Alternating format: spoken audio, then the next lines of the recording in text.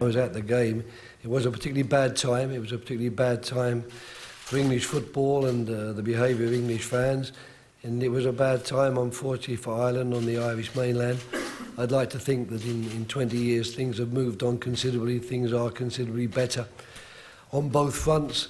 And as far as we're concerned, I'm sure Martin and his team and I and my team, all we're interested in is one thing and one thing alone: playing a very good game of football, using this game as the test we need it to be before we move on to important qualifiers a week later.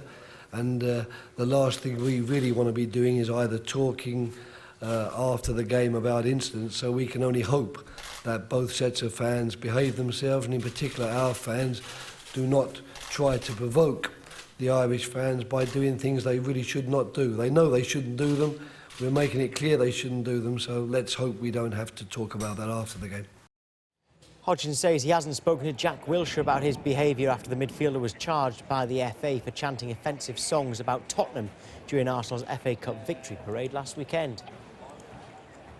I think Arsenal, it was important that Arsenal, who took that matter in hand quickly, which they did. By the time I got to see Jack, it had already been virtually sorted out as far as Arsenal was concerned, and the FA have charged him, and he must accept that.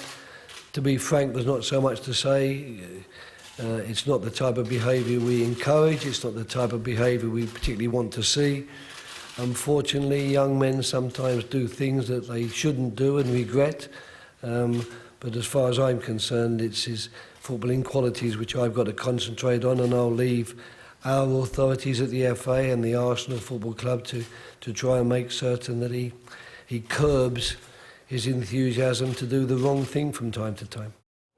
Hodgson also didn't want to be drawn on events at FIFA this week.